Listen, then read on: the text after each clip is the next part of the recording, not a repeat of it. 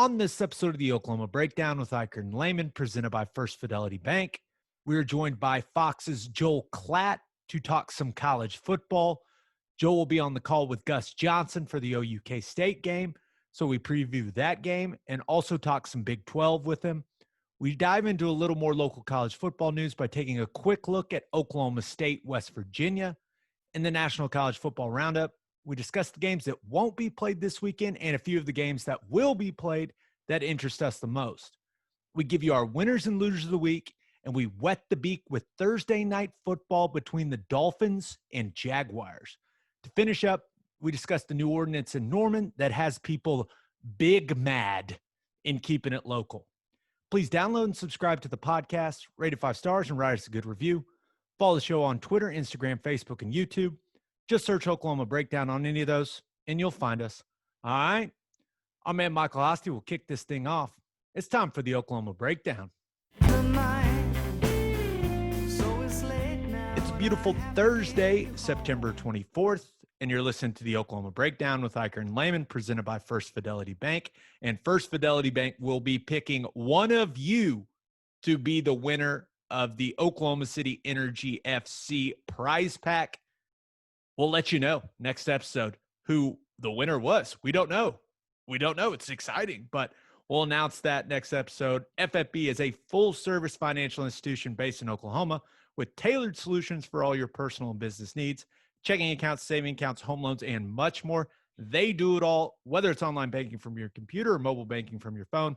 Everything is stress-free with FFB. Making mobile deposits, paying bills online, and moving money to different accounts couldn't be easier.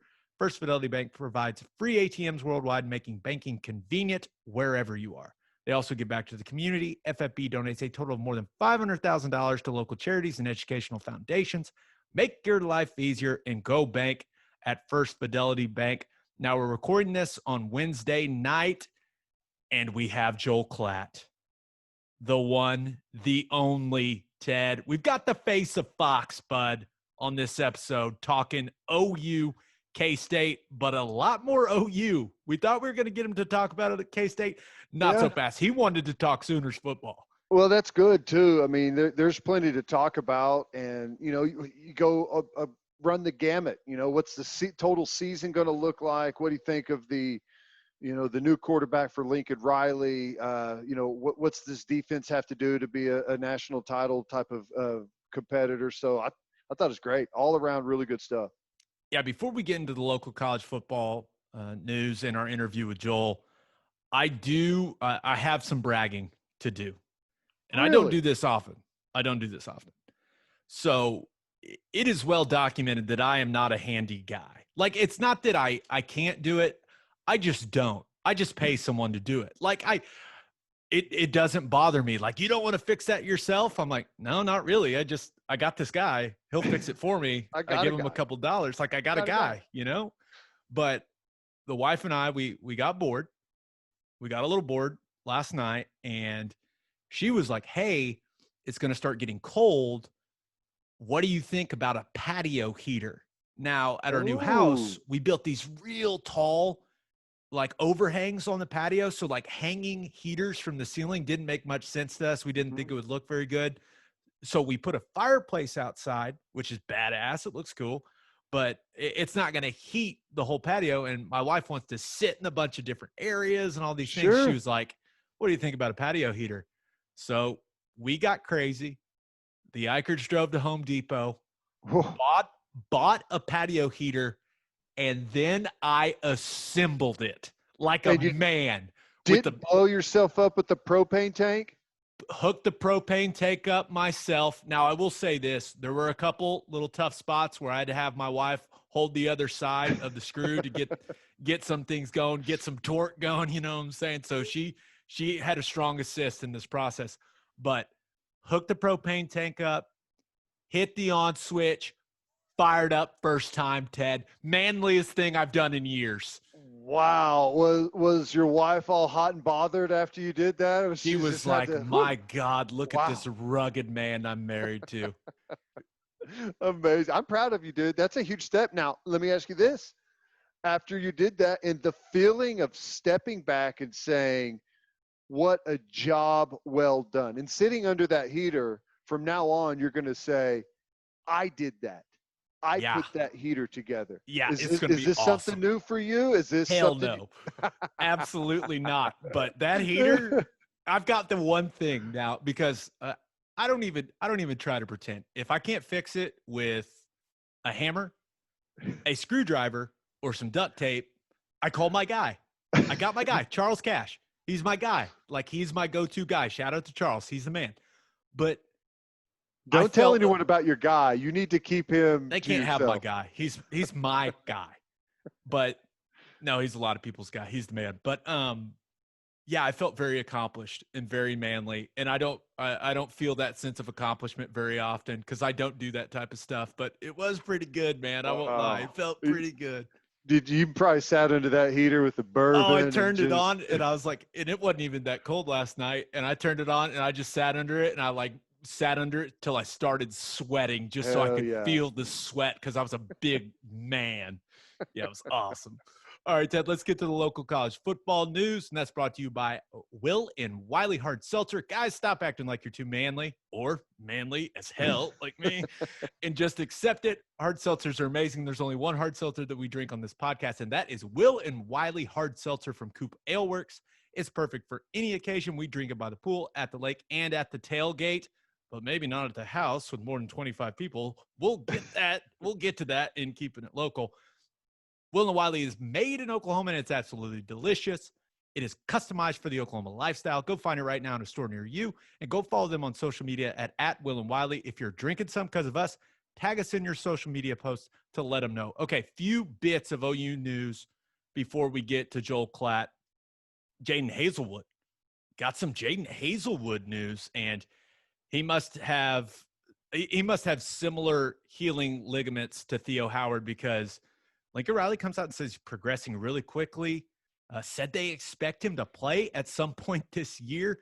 That's huge because before that injury, he was the one guy that the guys on that staff were like, hey, this is the guy that can be the next CeeDee Lamb. Like, this is the guy that can be the next go-to wide receiver at OU. And I know I already have all my Marvin Mims stock. Like, I know I already have really attach myself to the Mims wagon, but getting Jaden Hazelwood back would be huge. Yeah, the problem with Hazelwood is you're supposed to buy low, sell high, Gabe, and you cannot buy low on Hazelwood. Everyone is dying to wait to see this guy out there. So, man, it's fantastic, and it really is a testament to the technology and how good they've become at some of this stuff. And you're seeing guys come back from injuries, major injuries, Achilles, all kinds of things quicker than ever. I had a Liz Frank fracture in my foot in 2005, Thanksgiving of 2005. And they weren't sure if I was ever going to play again. And before that year, it was almost a death sentence for football. Now you see guys come back like it's nothing. So it's really a testament to how good, the technology is. And if you listen to what Coach Riley's been saying about Hazelwood, he's been locked in. He's focused. He's working his tail off in the rehab. He's locked in and focused in meetings and out there getting mental reps on the field. So that's exciting. Yeah, and I've gone through an ACL rehab, and I will say this. That tells me a lot about what Jaden Hazelwood is doing because you do get out what you put into it. I was a firm believer. Like, I rehabbed like a madman. Now, I was not as talented as Jaden Hazelwood, but that tells me this dude's putting the work in, which is exciting because you get a guy with that amount of talent, with that kind of work ethic. Whew. What's the squat thing that goes up and down like this in a circle that you have to stay on? The thing. I don't remember what it's called, but your legs are burning. It's horrible. Burning. One other thing, it made a lot of noise kind of on social media. I don't understand why he said it multiple times, but yeah, this just in. Lincoln Riley doesn't think players should get suspended for smoking weed. He thinks you should, help the kids, support the kids. And I don't know why people were so surprised by that. And also, he doesn't like the dead period being extended through December 31st because now no kids can come on campus, which I know they're doing really well with the virtual tours, and the virtual visits, stuff like that. But still, you wish your guys could come see the stadium at the very least. And I don't think Caleb Williams is going to be organizing any more summits. So a little disappointing. You think Lincoln has his marijuana card? I hope he does. Dude, hey, college football, being a head coach, that's a stressful job. My man needs to unwind. That's right. No, I thought that was really interesting. And I agree with a lot of what he says. Is the rule archaic and outdated? Yeah, I mean, for people that think there's no problem smoking marijuana, and a lot of states obviously have adopted that, still illegal federally. So there's that. I think the NFL, Major League Baseball, I don't believe Gabe tests for it anymore, right? No. NFL really changed their threshold of what constitutes a positive test for marijuana. So it's way more difficult now to pop a positive test for marijuana. And I think, a year or two, that's going to be gone in the NFL. So, college football, that's probably going to be the case as well. Now, here's where I disagree a little bit. Because, it is an archaic rule and it's legal here locally, but you knew what the rule was whenever you smoked it, and you knew that you were going to be tested whenever you smoked it. So yeah, it doesn't change the fact that those kids are idiots for failing the drug test at the Peach Bowl. Like, it's coming, and the staff told them over and over and over it was coming. Yeah, that was stupid, and they're they're paying the price for breaking the rules that are in place. I'm with you there. Now, I think the rules should go away. Personally, I'm not a weed guy, but I think it. Yeah, I'm with you. I agree. So, well, that's enough weed talk for now. So here's Joel Klatt. It is our pleasure to be joined by one of the most well-respected voices in all of college football. He is the face of Fox Sports college football coverage, and he is the sole reason that I own about 15 pairs of Roan commuter pants. Joel Klatt is in the house. What's up, man? What's going on? Hey, they're good, man. They're good to travel in. I love it. The face of Fox. How about that? Nice, Gabe. I know. Appreciate well, it's that. True, right? I mean, that's not an overstatement. That's true. It's true. I agree. I'll take it. And let's hope that said face gets to have his face on television come Saturday. Every week right now, I'm just crossing my fingers and hoping we get to Saturday and have a game. Yeah, we're with you, Joel. And, Joel will be on the call. Of course, you'll be on the call for OU Kansas State with your man, Gus Johnson. But before we dive into that game, Joel, how difficult has it been for you and Gus to keep having these games you're supposed to call? You put in a ton of preparation. How difficult has it been for those games? Like, you put all that work in and then they just get canceled, man. Yeah, I mean, it's tough to say the least. It's frustrating, but at the same time, I kind of expected it was going to go this way this year. And so I've just tried to be open-minded and positive and adjust every single week. So, for example, I have done 2 charts this week, just in case we've got to switch to the Texas game. I'm kind of ready for that one as well. It's about, 2 times the work, but it's going to pay off in the long run when we get a late switch, and I'm prepared to do that game. But, to say I was disappointed for those players last week is an understatement. Everyone has worked so hard and everybody is trying to do their absolute best to stay healthy and keep themselves out of the positive realm. And yet, one positive here or there can decimate an entire position group because of contact tracing, which basically happened with Baylor. So it kind of is what it is. And I keep telling everybody, in particular within our building at Fox, is, you can't take anything personal this year. And to be honest with you, you really can't get frustrated with anything. You just have to take every single thing that happens at face value and move on. What do we need to get?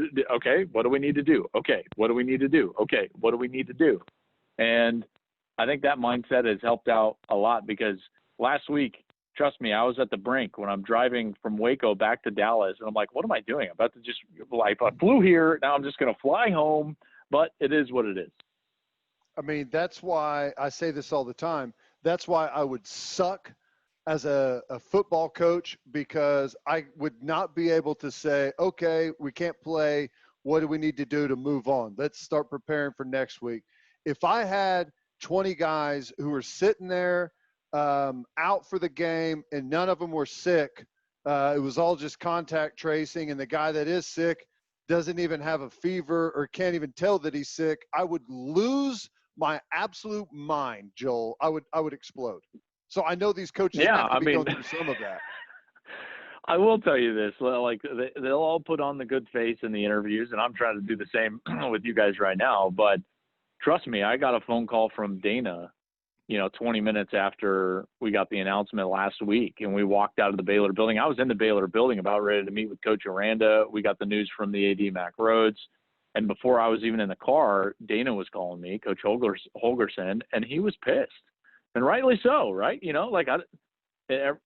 People were asking me like, well, do you think you should show that emotion to you? And I'm like, well, first of all, that's Dana. Second of all, yeah, right?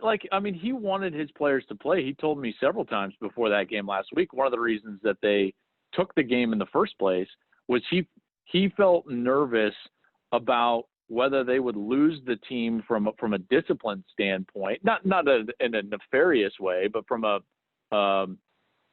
virus discipline standpoint, if they didn't have a game and the accountability of a game, right? Like, you're asking these college kids to do something very unnatural for them. 18 to 22-year-olds, guys, socialize a lot in close proximity. And you're asking them to basically be hermits in kind of their formative years. And that's tough, man. It takes a lot of discipline, and a lot of that discipline has to be peer monitored. And, so these teams that are trying their very best, when they get this news, it's a punch in the gut. And a lot of these coaches are nervous that they'll lose some of these guys if it keeps going in this direction. Now, Joel, we're going to remain optimistic. We are going to pretend that you are going to call a game on Saturday between Oklahoma and Kansas State. And Teddy and I will both be working that game as well. So we're all going to remain optimistic, guys. Now, I know that you've dove into the tape for Oklahoma, and I know that the opener was against Missouri State, and it wasn't much competition for the Sooners. But, Joel, it looks like the same old for Lincoln Riley on offense, right? Yeah, it really does. And, I thought about, guys, I'm always so effusive of my praise of his offense, right? I mean, you know it, right? I've called him and still believe him to be the best offensive coach in college football.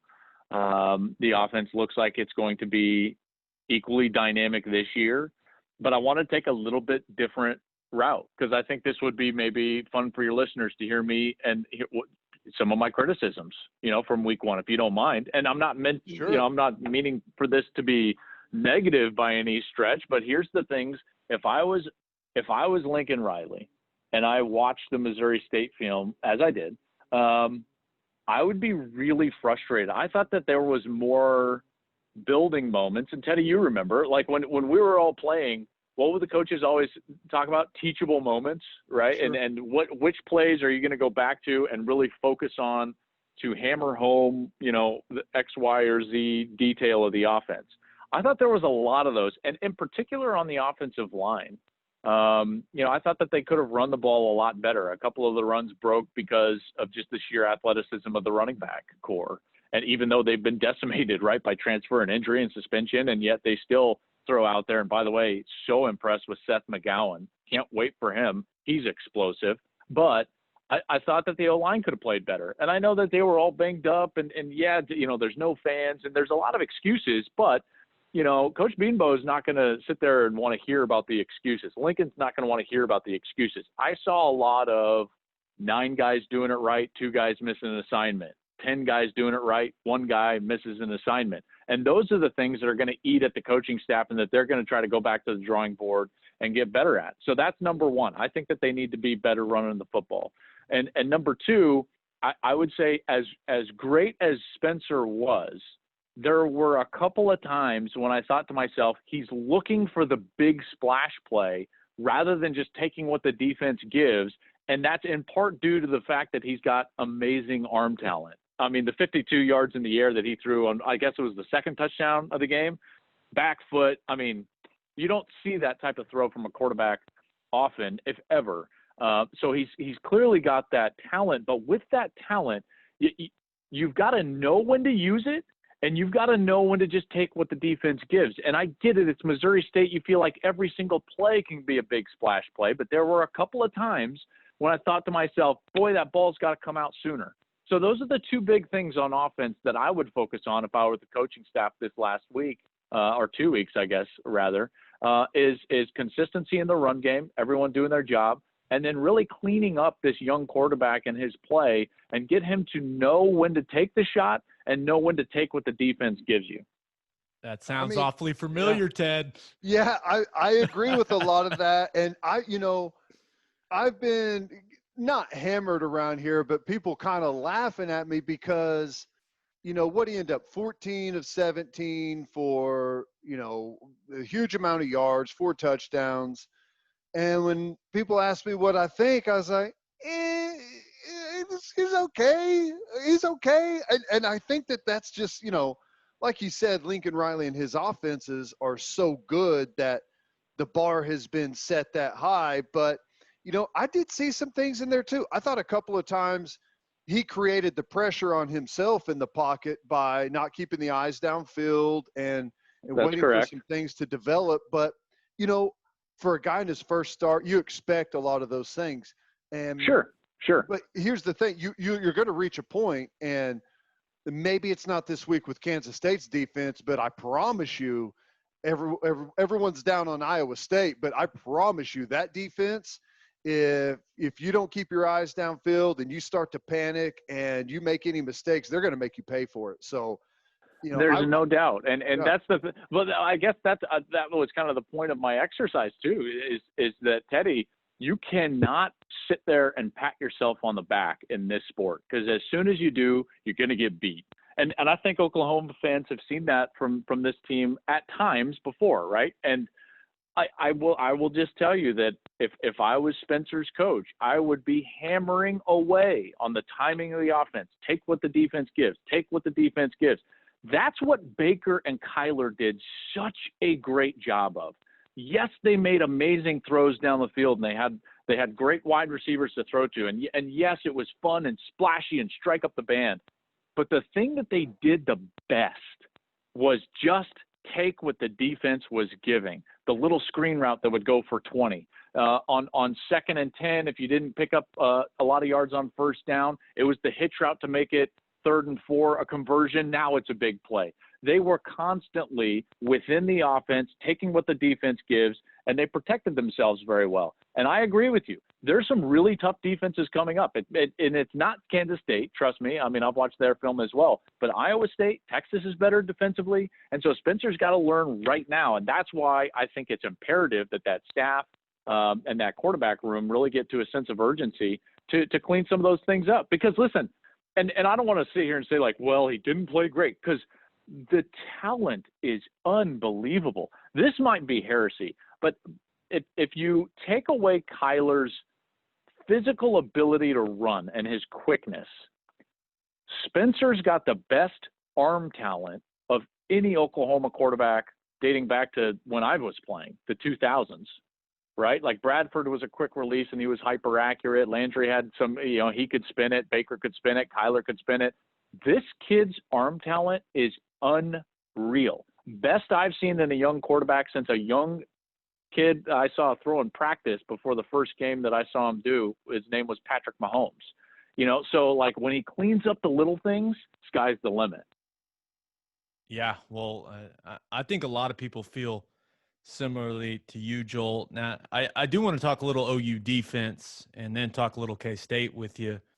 But You watched OU a lot last year on defense, and you were always very realistic and fair with your criticisms of them on that side of the ball. And once again, I know it was just Missouri State, but how do you think they looked just in that one performance? Because it seemed like they were a little more polished.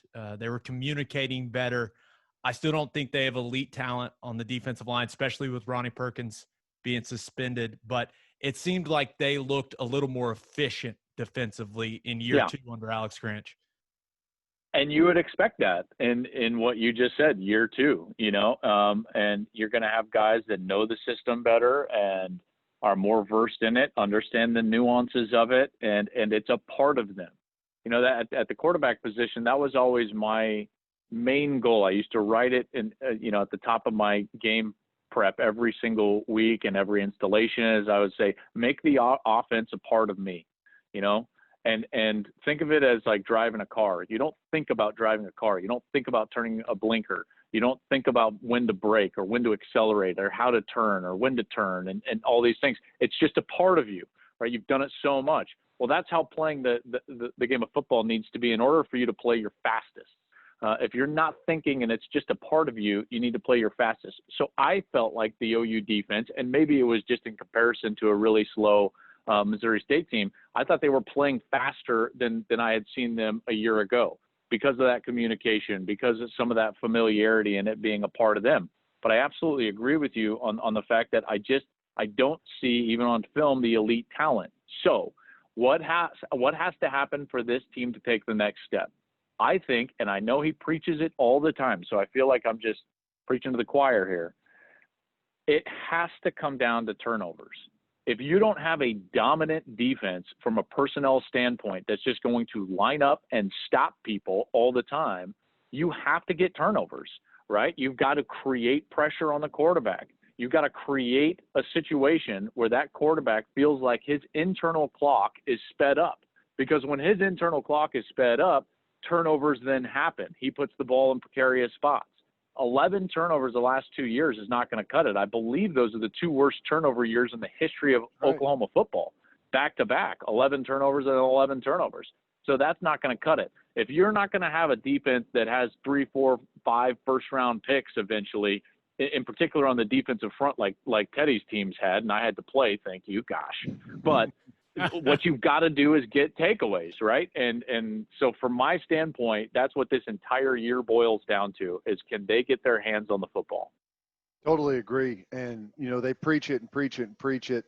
Yeah, and that's one of the things about Kansas State. And first to go back, I totally agree with your assessment of the players. And I kind of think of it as being fluent, in a language whenever you think to yourself in a language and the words just come out as you think them.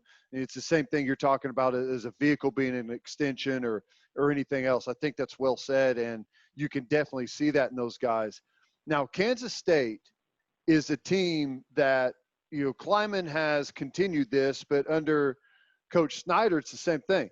Do not, under any circumstances, turn the football over and win on special teams, and we're going to have a chance to win the game at the end against anyone, no matter who we're playing, if we do those two things.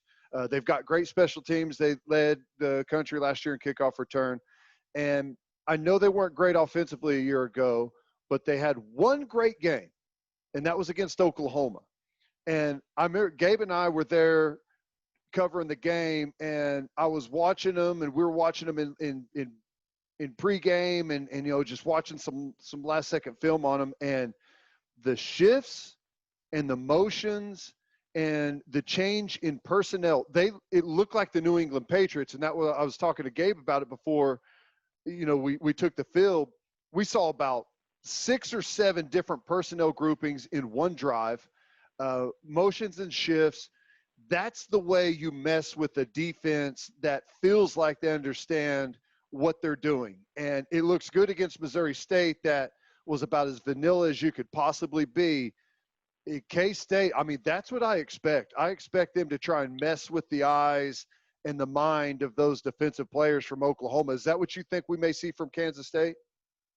Yeah, I think it's going to be difficult for them just because they've got those 5 new starting offensive linemen. I did their game against Arkansas State, and those guys struggled so much.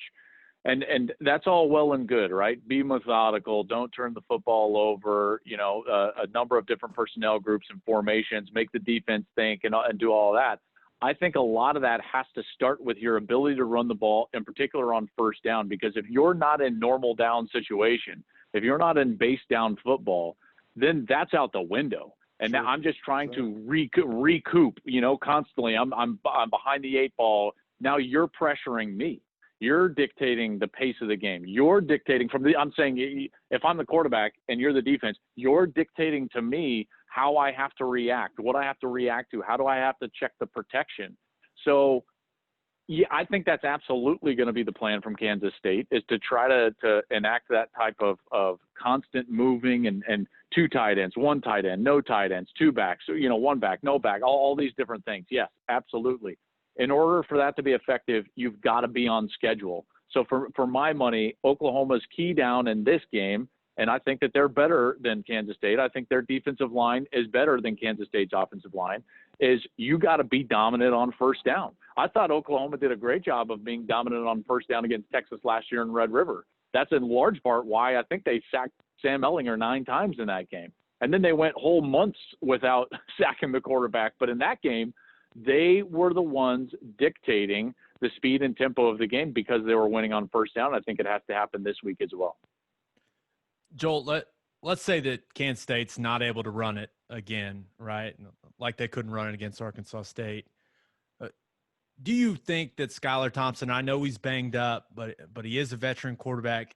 Is he the type of guy that can win a game throwing the football? I know Malik Knowles. I like his game a lot. I think he's a big threat. I know Kleiman speaks very highly of the Shabastin Taylor kid, and he had a nice game against Arkansas State. Phillip Brooks looks like a Lockett brother, if I've ever seen one. But do you think Thompson can win throwing the football if they can't run it effectively?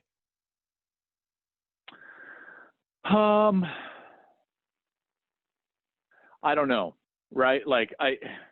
That's fair. I'm trying not to be I'm trying not to be negative, but they struggled so bad against Arkansas State, and I was shocked at it, right? And I think they were shocked at it, and I think part of the issue is that they were really confident that they were going to sit there and be able to run the football, and they weren't able to do that, and so all of a sudden they got into a situation where everything was side to side.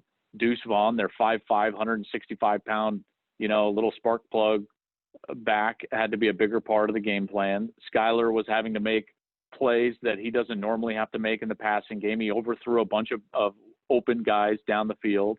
I don't know if he's the type of guy that can just sit there and beat a team that is clearly personnel-wise better than him.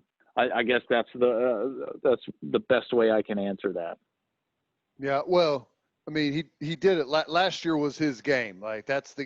He was making some throws last year. It was like, where in the world did this guy come from? So, no, I agree with that. It's going to be hard for him to just sit back there and pick anyone apart. What about defensively for Kansas State? What have you seen on that side of the ball from them? I'm sorry, say that again. Defensively for Kansas State, what have you seen from those guys? They were so shorthanded in the secondary, that it was really tough to tell. Now they have some guys back from injury at the linebacker position. You're looking at guys like Elijah Sullivan. He's back. Justin Hughes. They need to play better. Veteran guys that they feel confident about. I felt like early in the game, Wyatt Hubert had a lot of motor to him, and then he fell off. They were concerned about their conditioning, and that certainly played out in that Arkansas State game. But it really came down to the fact that they got beat up in the secondary. All of a sudden Will Jones was banged up. All of a sudden Jaron McPherson was banged up. They have a guy named Ryan Hennington in at safety, number 17. He was a quarterback last year and switched offense to defense just this winter, and then didn't have a spring football or really a summer to get ready for a game. And all of a sudden he's out there. And then I think what was the shock of all shocks is that Arkansas State just started running it down their throat, and Kansas State didn't have an answer. And by the way, this is after their guy Jay Adams just started taking it to that secondary. A.J. Parker is supposed to be their best corner, and he couldn't handle Jay Adams because Jay Adams was so physical.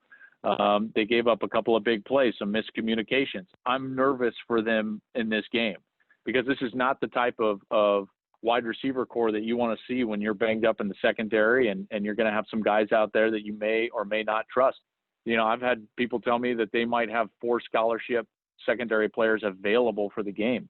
Again, let's hope that we can get to Saturday, but it doesn't look good for them. And in particular with an Oklahoma team who I know they've been great in the past. Guys, this wide receiver group at OU is as deep as I can remember it being in a long time. I think the Mims kid's going to be a star, Joel. Like the second and that was the first time I had seen him in person because we hadn't gone to practice, training camp, anything like that. And to see that kid's speed, and once again, I feel like the qualifier of it was Missouri State has to be added to all of them, but that kid can fly. I think he's the next star at Oklahoma. I mean, give me all the Marvin Mims stock, all of it. Sure. Yeah. I mean, and I'm with you on that. But here's, you know what the best part about that is? He doesn't have to be the guy right now. That's the best part, right? Like you're never going to put too much on this guy. If he pops, great. If he doesn't, they're deep, right? I mean, Charleston Rambo's a really good player. I like Theo Weiss. I like Theo Howard. Obi is a really good player. I think he gives them a lot out of the slot. So it's not like, some of those programs, they get a guy like Marvin Mims and committed, and then the weight of the program goes on their shoulders because it's like, well, we got this guy. He's got to be everything to everybody right from the get-go. And while Mims might be that good, he doesn't have to be for Oklahoma, which is that, again, my favorite part. I'm fully on board with you. I would take all the Mims stock that I could get right now as well. And let's shoot for OU fans. They're just hoping it turns into Apple stock. Yeah, there's a chance that it may. It's such a difficult year, and like the SEC is about to get underway, and I feel like maybe someone's going to get upset out of the SEC in week 1. We've seen some teams trying to come into the season, and whether it's numbers being down or not having a full, thorough training camp with all of your guys, it's just been a weird preparation to the season. So it's kind of hard to pick and look at it, but where we are today and knowing what we know today, do you think Oklahoma's got a chance to make the college football playoff? Would you pick them right now? And do you think by the end of the year they've got a chance to compete for a national championship? Yeah, I do. I would put them in right now. I think what I've seen from the Big 12 so far is that this is still Oklahoma's league. I think Texas is really good, and I think probably OU is going to have to play Texas twice like they did a couple of years ago.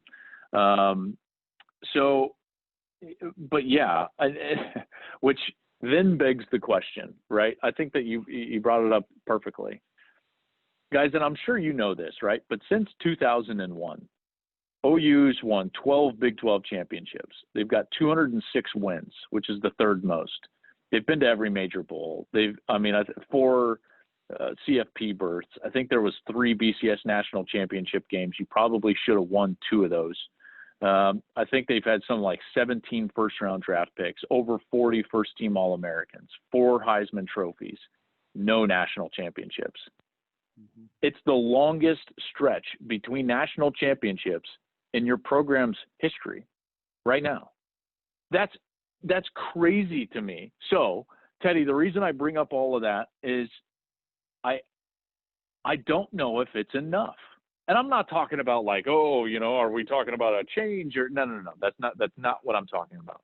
I'm talking about Lincoln Riley's stated goal, and I know that he is there and hasn't made the jump to the NFL and won't until this happens. So it comes down to this. That offense is going to be national championship ready. If the defense can catch up and just be good enough, then they're going to have a shot. If not, and they're a defense that is going to be sitting in the middle of the country, as far as statistically goes, if they're not going to be a defense that forces turnovers, if they don't get upwards of probably 20 or more turnovers in the season, if they don't pressure the quarterback to a better degree than they have in the past, then they won't compete for a championship once they get into the playoff. But this is absolutely a playoff team this year. I would be surprised if they're not in the CFP. But at some point, it's going to be like, you got to go win one of those games and get yourself to a place where it's a championship coin flip, where you're evenly matched. And listen, I got to tell you, Baker's year, I thought that they should have won it all, right? I mean, you've got your defense forces a field goal in overtime. Baker Mayfield runs on the field. You've got to score a touchdown. And if they do that, I think that they beat that Alabama team. So, again, I thought they should have beat Florida in 2008. There's a lot of things woulda, coulda, shoulda. But their defense has to be better this year, period. That's the entire storyline for me in this game, is to watch the defense. When I see them potentially next week at Iowa State, when I see them in Red River, that's what I'm going to be watching is, hey, is this defense good enough to allow this offense a chance to go out there and win a national championship? I'll tell people this all the time. Lincoln Riley and this offense is fantastic, and I love what they do. But, you go back – Oklahoma's always been on the cutting edge of offensive football in the college world. You go all the way back to the 50s with Bud Wilkinson, obviously the option with Switzer and all the different things they've did, the air raid whenever Stoops came back and we won it in 2000. They've always been on the cutting edge. But every single championship, those teams had, if not the best defense in the country, right there on the edge. In 2000 – pitched a shutout against the number one offense. In 85, you had Boz and those guys. You go back to the Selman brothers and all the great players they had in the 70s. Like, this is an offensive a program that's known for that, but they win championships when their defense is the best in the country. Yeah, I think that's very, very well stated. And right now they're in a position where they haven't had a top 20 first-round defensive player selected in the draft since Gerald McCoy. Kenneth Murray was the first rounder since Gerald McCoy. And when you look at the teams that are winning national championships, they are churning out first-round draft pick defensive players. And I thought when you guys were really competing for national championships at a high level in the early 2000s up to 2008, that's what you guys were doing at that point as well. So, listen, I can't wait to see this team. I always love covering this team, and Alex Grinch is on a mission, and that mission is to get more takeaways. And I think that they do that, then they've got a shot. Joel, I mean this as sincerely as possible. I really hope we see you on Saturday, man. Oh, dude, you and me both. I got to tell you.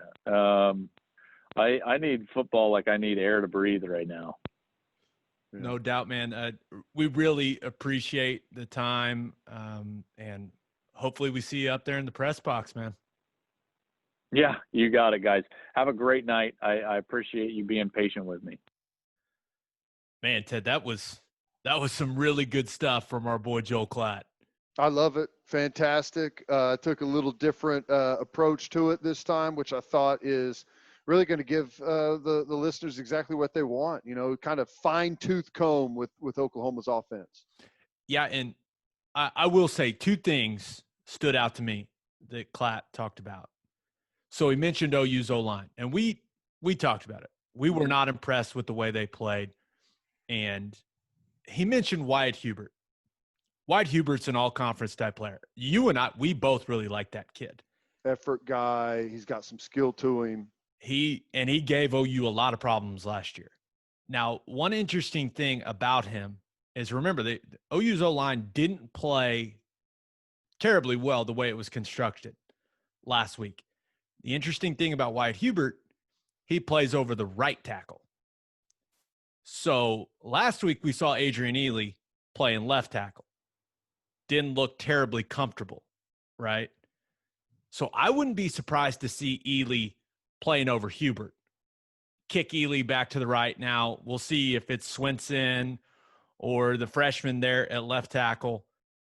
But I could see OU wanting to get who they feel is their best tackle on who is undoubtedly Kansas State's best defensive end. So I think Bill Beanbo, that's something that I'm sure he's tinkering with this week and working on. And then I thought what he said about Spencer Rattler having to take what the defense gives him, he's going to have to do that in this game. And when I went back and watched Kansas State, like, they played a little more man coverage than I thought they would against Arkansas State, but I do think it had to do with those injuries they had at the safety position that Joel was talking about. So I think they felt better about their corners just getting in some man and trying to protect those safeties as much as they could. But the interesting thing that really jumps out about Kansas State in their zone coverages is their backers, they drop so deep and they take away all those intermediate throws. And they basically dare you to throw the ball underneath, and they think they can rally to it and make plays. Like, Ted, they are sprinting in their zone drops. So Spencer Rattler is going to have to check the ball down. He's going to have to. Now, we'll see if he does, because the backs are going to be open. And we've already seen those guys. You get a guy like Seth McGowan in space with the ball in his hand, like, he can do some pretty special stuff. But this is going to test Rattler's patience. It's going to test his maturity as a quarterback. Like, can you sit back there and just make boring throws for the majority of the game? We'll see. It's like, do you take the driver off the tee and get aggressive and try and put it up there close and have the little half wedge in, or do you take the smart play, get the fairway, pull the irons out, and play it that way? No, that's going to be the push and pull. I mean, I know, especially after having success in week one, there's got to be a little bit, I got this, man. This is college football. It's not that hard. It's not as tough as people say. I got this. And if you try and impress with every single throw instead of just taking the easy check down, complete those all day long, you can bite you. But, here's the thing. He's got the arm talent, as Joel was talking about, to be able to make a lot of those throws. So just have to see. He's got to be on his game. Hopefully it's a little bit of both, right? Yeah. Big plays and some of the underneath stuff. We'll see. All right, Ted, we were we were messing around with the name for this. It was tequila, so we were talking about shots. So I came up with Call Your Shot. Your thoughts before we proceed? Better. I like it so much better. It's clean. It's easy. It makes sense. And here's the beautiful thing. If we hate it later, we can always change it. That's the one thing we've got going for us. That's a really good point. That is a really good point. We have creative control, Gabe. 100% creative control. And Call Your Shot is brought to you by Rock and Roll Tequila. Rock and Roll Tequila is the ultra premium tequila that hits all the right notes. It's won all kinds of awards for its superior taste and smooth finish. To find a store that has it, visit rockandrolltequila.com or check out their Instagram, Twitter, or Facebook. This stuff is good. If you don't want to take my word for it, maybe you'll listen to this guy. This is Coach Bob Stoops. When you're a college football coach, it's important to have an eye for talent. The same holds true when choosing your tequila.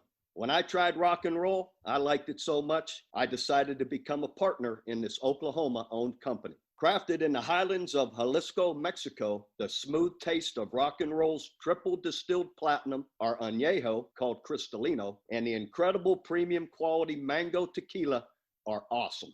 Our defiantly unique guitar-shaped bottles make it easy to find, and you'll love the ultra-premium quality and taste. No excuses. Make Rock and Roll your game day tequila. Tastefully rebellious, start the party with Rock and Roll. So I put out the tweet. Give us your boldest prediction. Call your shot, Teddy. This is what we're going with for now. And the one we like the best came from Jason Moore at JMOU13. And this is what he said. Spencer does not look rattled in his second career start, throws for 3 TDs and runs for another. OU's D struggles early, but Thompson throws 2 picks in the second half. One is a pick 6 for Jaden Davis. Sooners 45, K-State 18. That is a very thorough shot that our man Jason just called.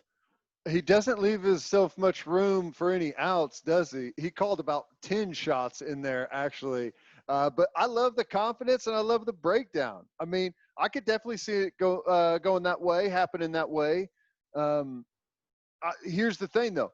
Like from what we know right now with Kansas State, I'd be disappointed if they put up 18 points on us. I mean, honestly.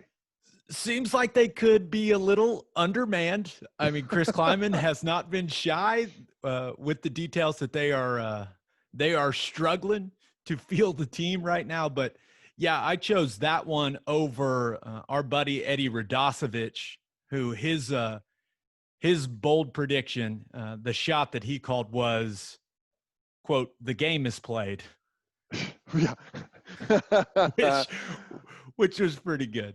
I don't know. I mean, that's a losing money bet right now, probably. I don't know. You may have to give some to win some on that. But here's what I love about the original Call Your Shot. I believe 45-18 is dead on balls accurate for the current spread, right? 27. So I like it. Pretty good. He's thinking our man Jason Moore's thinking like Vegas. I like it. And I do think Spencer Rattler can have a big day. I mean, with that banged up secondary, both safeties are, I don't know if they're going to play for Kansas State. So a walk-on quarterback at safety. I like our wideouts. Yeah, we'll see. All right, little more local college football talk. Of course, Oklahoma State is hosting West Virginia this weekend. Now, don't really know what Spencer Sanders' status is going to be. Haven't really gotten much of an update, but they have to go with Illingworth if Sanders can't go. I feel like that's their only choice. That offensive line is going to have to bring it against West Virginia because that front from West Virginia, that's the strength of that football team, and they can't play the way that they played against Tulsa. I talked to Neil Brown last week, and he told me something very interesting. He said that this is really the date that they had circled to have their guys ready to go physically when they laid out their plans a few months ago. Like September 26th was the date they were like, we got to have our guys ready to play and be at their physical peak then. So West Virginia is going to be ready to play. And I know OSU's defense won them that game against Tulsa last week. They're probably going to have to do it again this week, especially if Spencer Sanders can't go. And West Virginia's got some solid guys on offense. Now, I don't think they're great on the offensive line. They're certainly a lot better than they were last year. But the Daggy kid looks comfortable at quarterback. Letty Brown and Alex Sinkfield, that's a nice 1-2 combo at running back. And Sam James and Bryce Ford-Wheaton, even though Bryce Ford-Wheaton wears 0 and he's very fast and it's very confusing to see a fast human wear 0, they're both big-time threats at wide receiver. So this is a tough test. I think we're going to learn a lot more about Oklahoma State's defense and what they can actually be. But they can't lose, right? When they're putting Thurman Thomas in the Ring of Honor, you can't lose when that's happening. God. No, you can't. And, listening to all the players and West Virginia, the threats and everything that they've got, it's like they're like the most forgotten about team in the Big 12. I mean, we've been talking about Kansas State with what's happening with their numbers. Iowa State, we watched them, had big expectations, watched them disappoint in week 1. We've been talking about Baylor and what's it mean with the Randa coming back and Tech, giving up a bunch of points late. Now they're playing Texas. It's like West Virginia is so out of sight and out of mind in a completely different region, especially during the current situation. It feels like they're in a completely different world, and you have to you kind of refocus yourself on West Virginia, and they got a really good defensive line. I mean, they got a couple of guys that, would start anywhere in the Big 12 and some other pretty decent pieces in there as well. And I mean, here's the thing about West Virginia. Over the years, they've had some really good football players defensively on the D-line, linebacker, and secondary. So they're going to have some guys. Now, they're lesser known guys because they're not really in this world where they're talked about nonstop. But, I mean, we just don't know a whole heck of a lot about West Virginia. They look really good in week 1. Okay, they should have. We're probably way harder on Oklahoma State than we really need to be. But at the same time, I mean, if you're barely slipping past Tulsa, West Virginia has a chance to come in and beat you. So, I mean, we'll see what we get. I mean, I fully expect Oklahoma State to take a huge jump forward. I mean, it's one of those things. We've seen a bunch of teams limp out of the gate and look really bad. I think they're going to have a big jump forward here this week of practice. Seeing that crap on film changes a lot of things in practice. So I think Oklahoma State's going to win this thing. But, boy, you're right. The offensive line against West Virginia's defensive line, that's going to tell the whole story. Yeah, we'll see if Dickey can get those boys right and get those things corrected in time for this one on Saturday, because if they don't, ooh. Quick question. Chuba Hubbard went for 93 in week 1. You think he goes over 100? Not if they play the way that they did. I mean, if they play the way they did against West Virginia, he'll have 40. So they're going to have to play way better to get to the 100 mark. And I really wonder, I mean, if Shane Illingworth's got to be the guy, I don't think West Virginia's defense in the back end is elite, but for a young quarterback, the best thing that you can have is a good running game. They've got the backs. I mean, LD Brown and Chuba Hubbard, those dudes can go, but those guys can only do so much if the defensive line doesn't get blocked. So, dude, hey, I'm telling you right now, if I'm a defensive coordinator, so I've got 2 game plans right now, because you got 2 completely different players in Illingworth and Sanders. And Sanders, you've got an athletic guy that can move around. But really, how much is he going to move around? Like, if he can go, he's going to be hobbled. He's going to be limited athletically. Like, what can you really do? That's a good point, but you got to plan for it. Yeah. You have to plan for it, and you have to change the way you're going to play some of those zone read looks. And you have to change maybe some of your blitzes and how hard your guys are going to be coming off the edge. But you're right. You don't know how effective he is. But, if he doesn't play and Illingworth is there, I'm flipping the switch on my defensive game plan, and I am bringing the pain.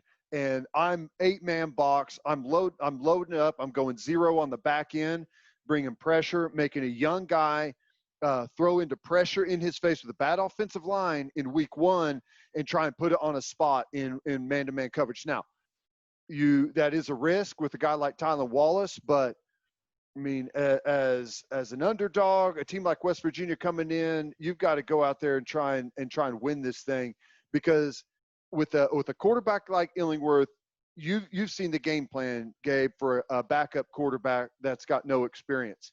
They're going to throw bubbles. They're going to throw easy stuff. They're going to run it a lot. They're going to run screens.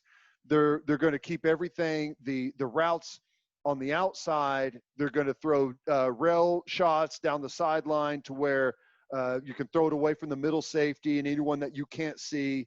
You don't have to worry about spot players underneath picking something off. So it's going to be a super simple game plan, which means defensively you can pin your ears back and just bring it all day long on that guy. And then give that same look, back out, and he's going to throw it right to someone. So I imagine that you're going to see some stuff from West Virginia.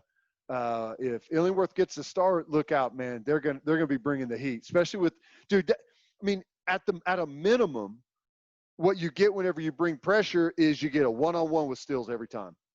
You're going to have someone having to block him one-on-one. Yeah, and I was not overly impressed with Oklahoma State's interior, right? That interior of that offensive line. So I've got my eye on that game. I certainly got. I think Oklahoma State favored by like 8.5, 9 some places right now. I don't know about that. I think that's going to be a close football game that's decided in the last couple drives. Now, maybe I'm wrong. Maybe they are motivated by Thurman Thomas getting put in the Ring of Honor, and maybe they ball out, and those jerseys they're wearing are strong. I mean, so strong. But here's another thing. We'll see. So there was some talk. There were some people chatting out there and tweeting and social media about how hard Chuba Hubbard was running.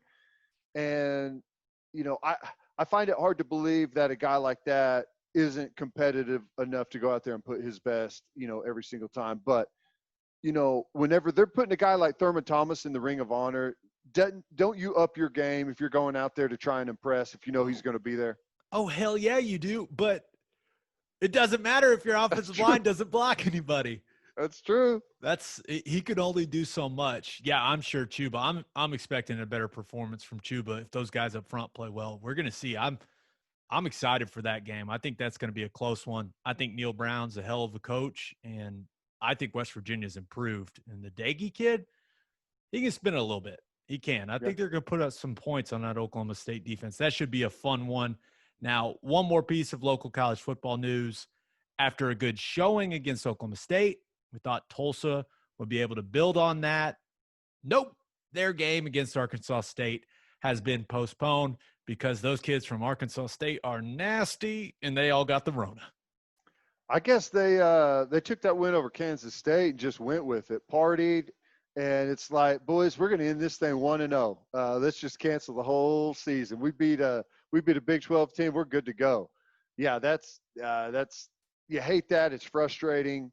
I mean, it could be worse. You could have 5 games canceled up to this point, like at Houston, but you hate that for Tulsa. Right. I mean, you want to build on something.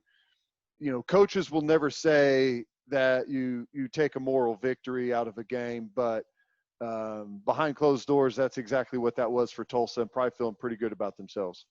Yeah, but no game 2020. Right. All right, Ted, let's move on to the National College Football Roundup, and that's brought to you by Insurica.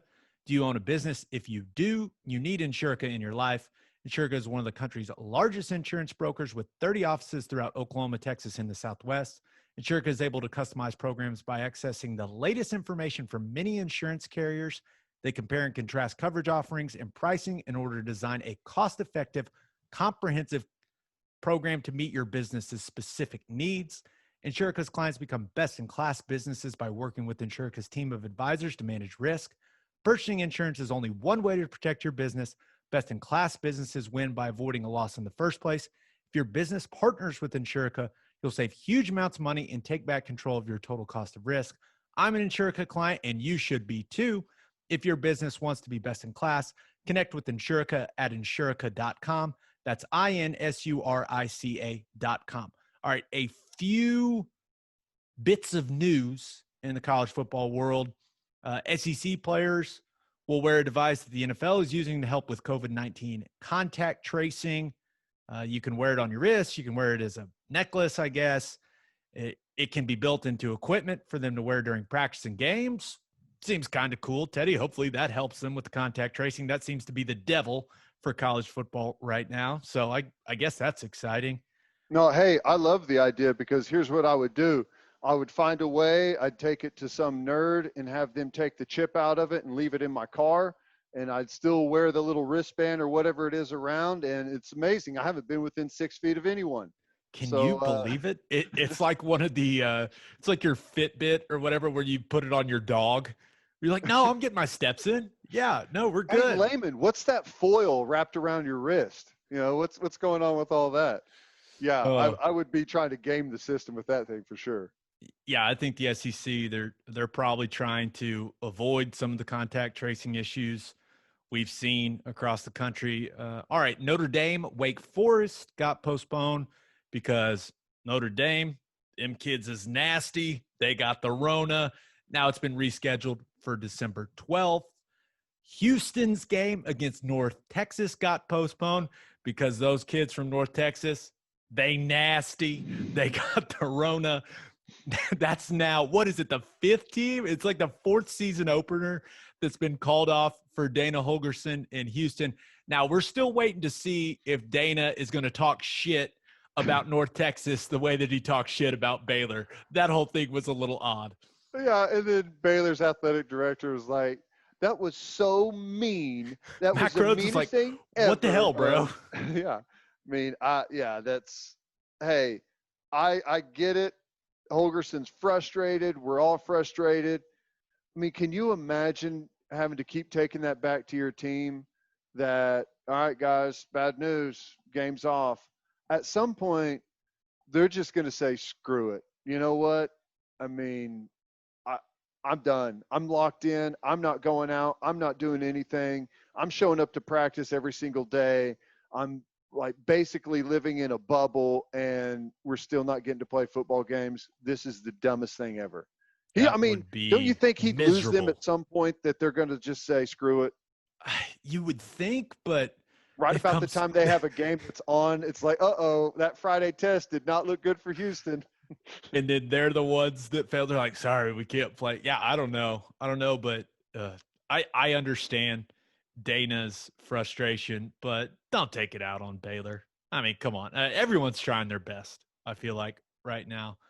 All right, let's look at some of the games this weekend, Ted. We got some good ones. Now, in the Big 12, we're kicking things off with conference play. Iowa State going to Fort Worth to take on TCU. We'll get our first look at the Horned Frogs. Gary Patterson said Matthew Downing going to get the start at QB. We'll see how long that lasts. We'll see if Max Duggan gets in on that one. Texas going on the road to Lubbock to take on Texas Tech. Sounds like Tech will have a lot more players for this one than they had against Houston Baptist. And it sounds like that Matt Wells' team, full on Lehman theory there in Lubbock. Seems like they're good to go. They're good to go for the duration now. I like that. It seems like it. And we'll get our first glimpse of the Baylor Bears under Dave Aranda as they host Kansas. Ew, that game's just gross. Yeah. I mean, let me know how it goes. I know you watched that Kansas Coastal Carolina game into the wee hours of the night. So you're on duty with Kansas again with Baylor. I am interested to see what Aranda's defense look like. Yeah. Like, I know it's going to be a three-man front, but like, is he going to be bringing pressure from everywhere? I'm kind of excited to see what they do defensively. And then the SEC, like, quietly, I feel like this has flown under the radar. Like, the SEC starts this weekend, kind of snuck up on us. So a couple of the games in the SEC that are interesting. The Lane Kiffin era at Ole Miss begins with Kyle Trask and the number 5 Florida Gators coming to Oxford. We'll get our first look at that Florida team that has very high expectations. Media voted them to win the East. So, I mean, high expectations. Number 23, Kentucky travels to number 8, Auburn, in a matchup that a lot of people think could be very interesting. Now, I don't think either of these teams will factor in the SEC race or anything like that, but Kentucky does have one of the best offensive lines in the country, and Auburn lost so much off that defense, including Derek Brown and Marlon Davidson from last year. Derek Brown was a beast. And still is a beast. And I don't know how much faith I have in Bo Nix. So I got my eye on that football game. That should be a good one. And then the Fighting Mike Leaches of Mississippi State are traveling to Death Valley to take on Coach O and LSU. Not exactly the easiest start for Leach's SEC tenure there, Ted. That one could be that one has all kinds of fun storylines around it. God, those two coaches, I mean, if it wasn't for the coronavirus crap, I would love a Coach O and Mike Leach joint press conference. Oh, I mean, my that God. would be insane. Inject it straight into my veins. Here's the thing, man. Someone's going down in the SEC right out of the gate. Someone's going down. The way we've seen teams start this year, you just don't know who's been able to practice at full strength, who had a good training camp, who is just now getting guys back, who's not going to have some guys.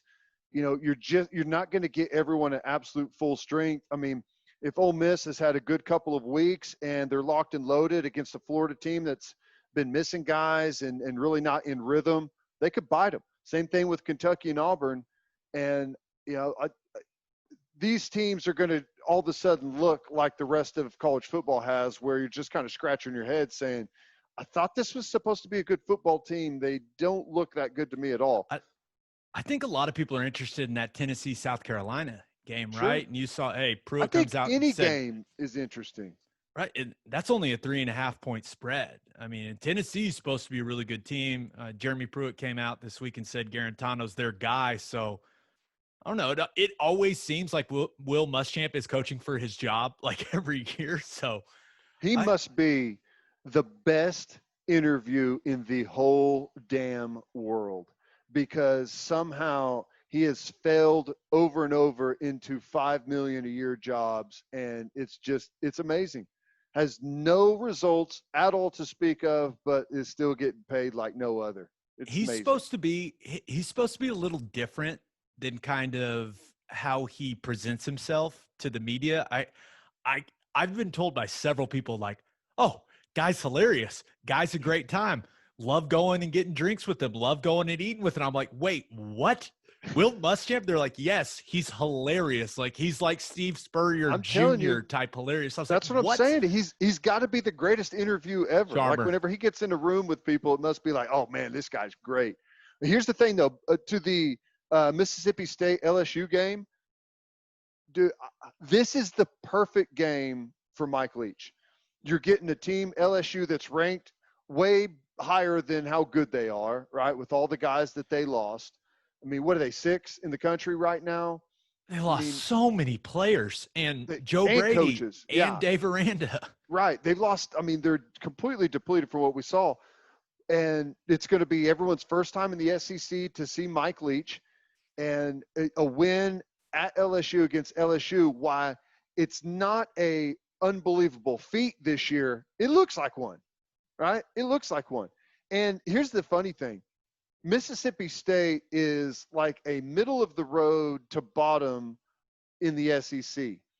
But like their last 4 recruiting classes that are going to be on campus for Mike Leach right now will average like 30 or 40 spots higher in recruiting than anywhere he's ever been. So he's got by far, it ain't even close, the best athletes that he's ever had running his system. So I think it's fascinating. Yeah, and there's a couple of top 25 matchups. We got Army going to take on Cincinnati, which I think Cincinnati will take care of business in that one, but that should be fun. We've got Louisville fresh off the loss to Miami. They're traveling to take on Kenny Pickett and the Pitt Panthers.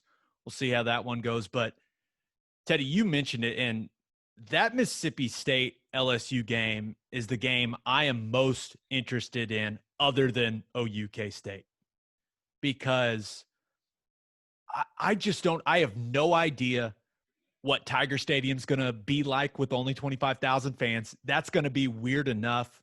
Like you mentioned, LSU lost all that talent, players, coaches, all gone. Can they just reload? I mean, I understand that they recruit at a really high level, but I don't even think Coach O can make it happen, even though apparently their whole team has pretty much had the coronavirus. So it seems like they'll have all their guys available to them.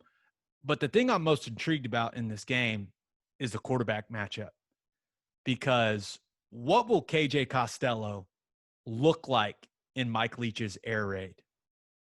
How effective is the air raid going to be? How efficiently will they run it? And then you also have to factor in, like, I don't think Mike Leach is stupid. Like, he's going to hand the ball to Kylan Hill a lot, right? When you have a running back like that, you have to hand it to him, right? He really challenges that from time to time. But, yeah, you do. Like Kylan Hill's not going to have like 6 carries. That can't happen, right? He may be the best running back in the SEC. Okay. So I think he is the best running back in the SEC. Well, I guess Alabama's got some dudes, but he's Najee really Harris good. pretty solid. So the common thought would be that Leach is going to go to Mississippi State. He's going to have better athletes than he's had. He's going to have one of the best running backs in the conference, and he's going to figure out a way to get him some carries and use that in the offense. And you know, if that's the case, I would expect that there's going to be a lot of Oklahoma stuff at Mississippi State.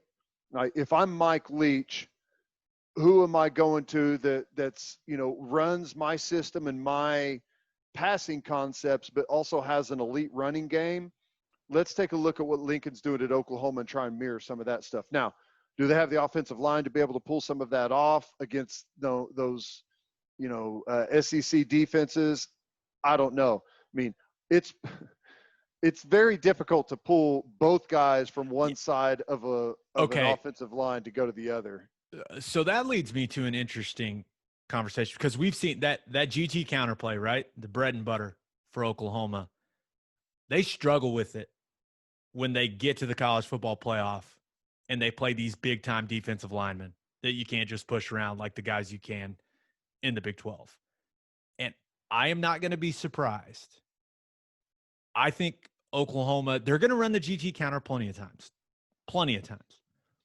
I think they're going to start turning into a more outside zone team this year. I have my fingers crossed. I think it's going to happen.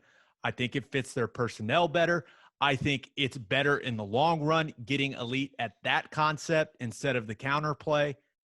I know the counter has worked so very well, but when you look at Oklahoma's backs and you look at their offensive line, they should be an outside zone team. I will die on this hill, Teddy. I know that this is a random tangent off Mike Leach in Mississippi State, but Oklahoma should be an outside zone based running attack this year. And I think that will be, at the end of the year, that will be their go-to run play. If you add up all the concepts that they run, I think Lincoln Riley's going to figure out a million ways to run outside zone, just like he's figured out a million ways to run GT counter. That's just my prediction. That's how I feel. I stand by it. I hope so.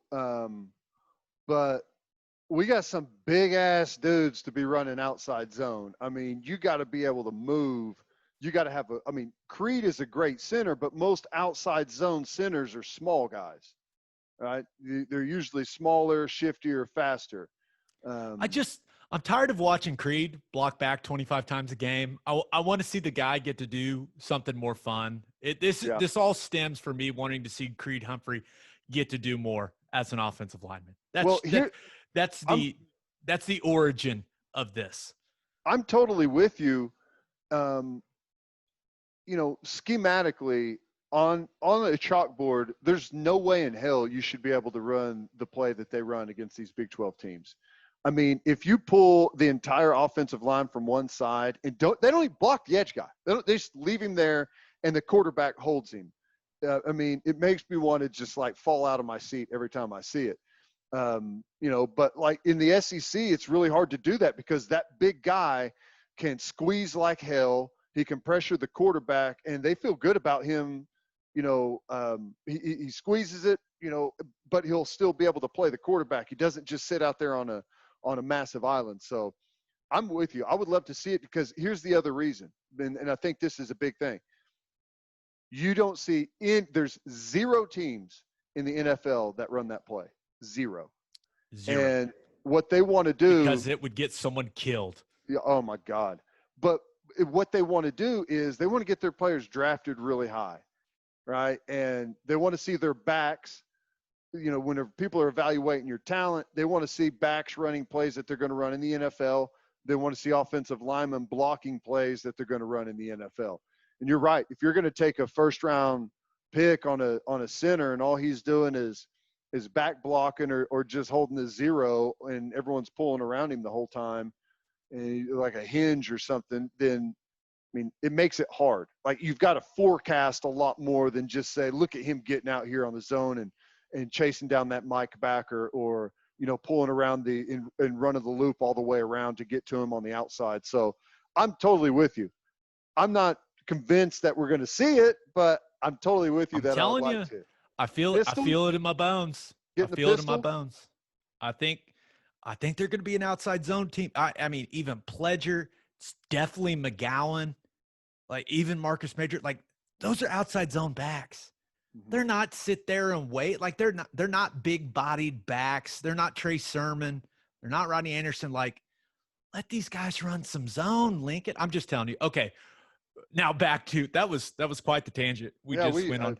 How do we get on OU from a Mississippi State LSU game? But there we have it. LSU situation, has there ever been more pressure on a player than Miles Brennan is about to be under? I mean, he's not going to be anything close to what we saw from Joe Burrow last year, but you talk about expectations. Like, hey, man, yeah, we're just going to plug you in the same offense. We expect you to throw for, 60 touchdowns, 5 interceptions. Good luck. Yeah, 75% completion rate. Yeah, I mean, it's a terrible situation to step into. It's not like Kyler stepped into when Baker left, or even what Jalen Hurts stepped into. It's totally different. It's in a way more difficult conference. It's the equivalent of Lincoln Riley leaving with Brady leaving. I mean, Right. That's how important he was to their offense. Now, they're going to try and keep that same stuff there, but the field's going to be totally different. I happened to flip over and listen to a little ESPNU this week, and as soon as I flipped over, they threw it to a Coach O press conference that, a couple of clips from there. And one of the things he said was that Miles Brennan has a really strong arm, maybe even has a stronger arm than Joe Burrow. And I was like, oh, God, already, dude, you can't do that to your guy. You can't quote Coach O and not at least attempt the voice. So I'm going to make you you can just say Miles Brennan. I'm not going to make you say a full sentence, but we need your best Coach O. Come on, man. Miles Brennan, he's a strong arm, and he maybe throws just as good as Burrow. That's not too bad. That's about all I've got. That's not the best I've ever heard, but it's certainly not the worst. I think he called him Joe. I think he throws just as good as Joe. No, sorry. Any other games that have you interested? I'm excited about the Mississippi State LSU. Also, Florida State, Miami play this weekend. I think Miami's going to wax their ass, but yeah, that's why I think Norvell's like, man, I'm going to sit this one out. You guys go ahead. They're like, no. He's been doing that. He's been, doing his head coaching duties virtually. It's like that guy wants no part of this game. He got the Rona on purpose. No, I'll see you guys later. I'll tell you a game that I'm interested in. Texas and Texas Tech. Ooh.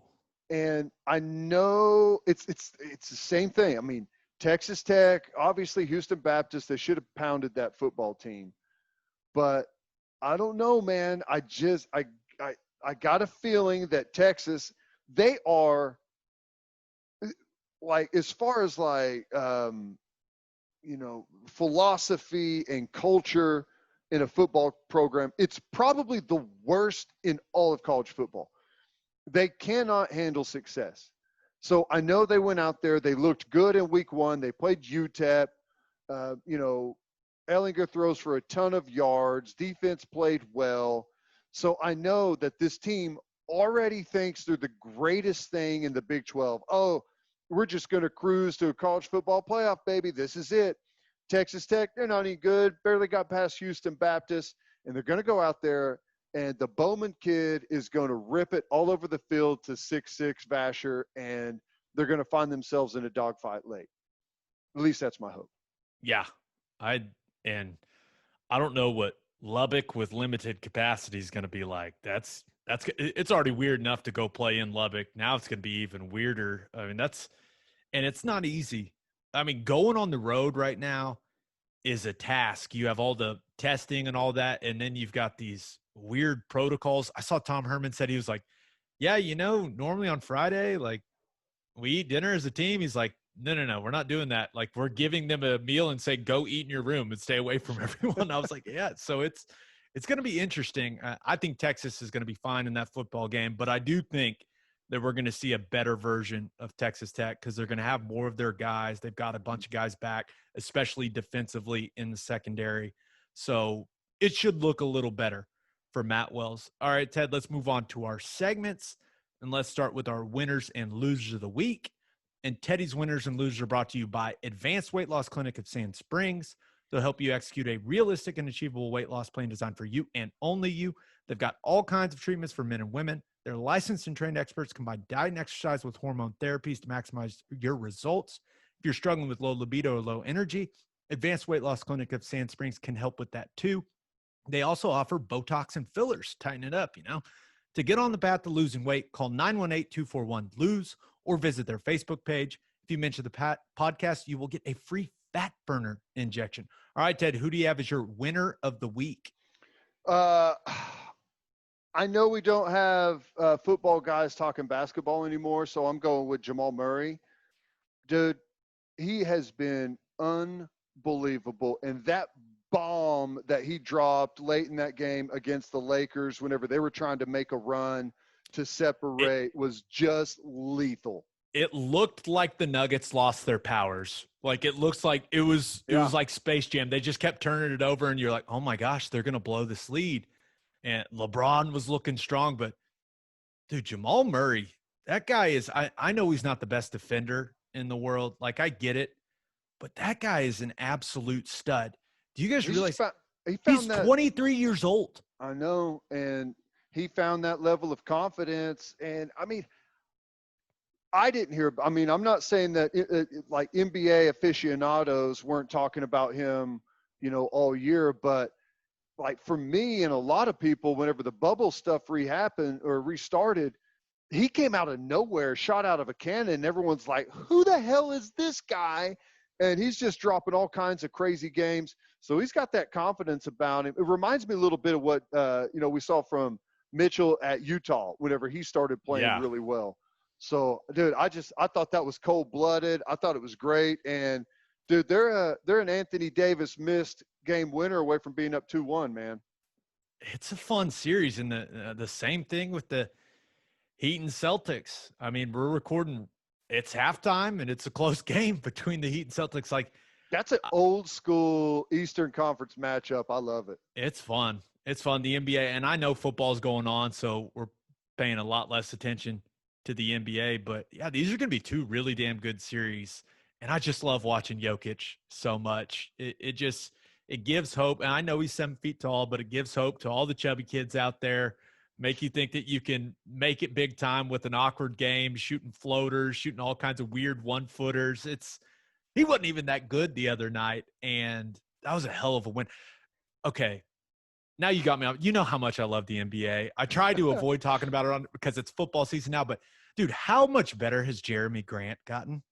Oh, my God. Like, when you talk about his offensive game, like, his offensive skill set from last year in Oklahoma City to where he's at, and this is not just because he played a hell of a game last night. It was a huge part of the reason that they won Game 3. Like, I mean, he can put the ball on the floor now.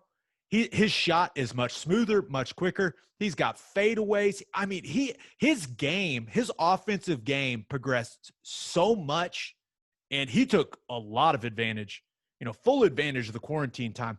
He looks incredible. Yeah. It makes you wonder what the Thunder would have done if they just would have kept him. No kidding, Gabe. Everyone that leaves Oklahoma City gets better whenever they're gone.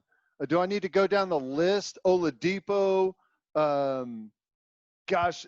mean, everyone gets better. Hell, Jeremy Lamb has gotten way better, okay? So everyone gets better whenever they leave. It's amazing that a guy as freakishly athletic as Jeremy Grant may actually grow his game whenever he's involved in the offense instead of going down the floor and standing in the corner and maybe shooting a 3 every 5 quarters. It's amazing. Gosh, he looks good. It makes me sad how good he looks. I'm happy for him. Don't get me wrong. Fly. That dude. Oh my God. He's so athletic. And he's a great, I'll say this. He flops athletically. I know that sounds so stupid, but he's the most athletic flopper. It's a gift. Oh man. All right, Ted, who do you have as your loser of the week? Okay. So let me paint you a picture. Okay, so in a typical season, this year's obviously different. Gabe, the sideline at Oklahoma, you've got recruits there. You've got ex-players have shown up to watch the game. You got JRs down there walking the sidelines with the black cowboy hat. You've got doctors. You've got, administrators are down there and laughing and enjoying the game. And you've got about 5 yards from the sideline to a brick wall, okay? And TV has to find a way to get a sideline shot in a big game. So they've got this big apparatus there and there's nowhere to put it and it can barely drive. So you could understand in that situation if a guy comes flying out of bounds and runs into the mic truck or whatever you want to call that thing, or the camera vehicle. How in the hell in an empty stadium with a massive sideline with nobody on it do they park that damn truck right on the goal line? You know, it's not like we ever see guys go flying into the corner of the end zone to try and get to the pylon. They park that thing right there on the field and almost kill one of the best safeties in the NFL and an official, a referee, almost broke a leg too. How does that happen? For those of you that did not watch Monday Night Football, a Raiders player goes. I forgot to leave out my losers, Jonathan Abrams. Sorry. Yeah, Jonathan Abrams. What's he doing with those sleeves? Are those cool? Did you see his sleeves? He's going with the floppy sleeves at safety. He's got like the Aaron Rodgers sleeve going. Now, he is really good, so he can do what he wants. And that dude comes downhill and brings it. But, dude, I thought he was dead. He hit that thing hard. I think we all were like, oh, because he just laid there. Still, I was like, no way. I didn't just watch one of the best young safeties in the game die by hitting the booger mobile. And then he jumped up and ran off, and I was like, I think he was thinking lawsuit there is why he was laying down just to prove a point. Like, can why my the hell is this thing career laying be there? over? Could I just not play football anymore and somehow get $100 million from this? But you know what I'm saying? How in the world does that happen? And the best part about that is the other guy. So they put that little thing. It's this lightweight. I don't even know how to describe it. Okay, this is weird, but do you remember? Did you ever have to jump rope in PE? Sure. Like, and there were these little plastic things like on the outside of the jump rope. On the jump rope, no, like there's these little things. They're like segments around the entire jump rope. Yeah. So imagine taking all of those off the rope, and it's like just a lightweight like thing, and they put that on the front of that little cart. And did you see the other guy from the Raiders? It ended up around the guy's neck. Yeah, he's trying to get out of it. I did see that. Yeah. So the thing doesn't hit people. Good. This tiny little wire thing is going to keep people from smashing into the – it's unbelievable to me. I can't imagine how that happens. And you know how coaches are. Like in practice, if guys go running out of bounds and there happens to be something sitting there, like they will light people's ass up. Oh, my God. It looks like one of their players is going to get hurt. What do you think Gruden and I mean even Peyton on the sideline are saying to the NFL about that? Because there's no restrict. Like there's a more room than there's no one ever there. have. There's no one there. Literally, not even the owner was there. And I assume that some of the people that John Gruden worked with when he was on Monday Night Football still run Monday Night Football. Can you imagine that call they got after the game? Oh, yeah. Calling the crew chief over there. Oh, yeah. Unbelievable. That was a good performance by the Raiders. I did not think the Saints would miss Michael Thomas that much. And I had the Raiders covering the 5.5. I thought it was going to be like a field goal or less game by New Orleans, but Raiders are good, man. Yeah. Drew Brees, man, starting to show his age a little bit. That arm's looking a little shot. It didn't look good. That was not a good interception, which was a huge play in that football game. All right, Ted. My winners and losers are brought to you by Sound Advice. A lot of us are watching our favorite football teams from home this year, which is why you need to get ready for game day with a home theater system from our friends at Sound Advice. Sound Advice can customize your home entertainment system indoors or outdoors. Sound Advice did the Wi-Fi network and all the audio visual at my new house, and it is awesome. They hide all the wires and cable boxes, so it looks great. My wife doesn't get mad at me with all the stuff that I have, and I can control every TV in my house from my phone, and my internet has been flawless. For the best home theater systems in Oklahoma City area, call Sound Advice at 405-549-3880 or visit soundadviceokc.com. All right, Ted, my winner of the week. Now, I almost went, just because I was so proud of him, I almost went with the BYU quarterback, Zach Wilson, and his teammates, because he came out and said that they had a gambling night, and that's how some corona spread throughout that team. And I was like, look at these BYU guys having fun. Like, hell yeah, guys, that'll wait. I bet Isn't you. that Is that like against the at code? BYU? Isn't that like grounds for dismissal from the university? Don't they kick people out for stuff like that?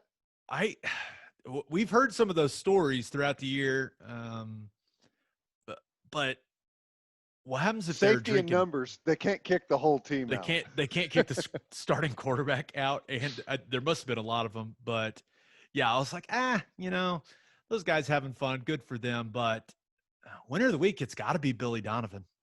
It's got to be the new head coach of the Chicago Bulls. It feels gross just saying it, but it seems like a really good fit for Billy D. Now, I'm sure he is going to be making a shit ton of money, and that makes everything better. And it's going to be a long contract, 4 or 5 years, probably something like that. But the Bulls just had Jim Boylan, who by all accounts is the exact opposite of a player's coach.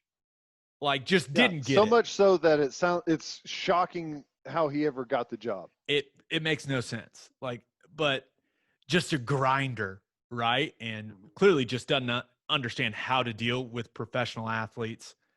Billy Donovan is a player's coach.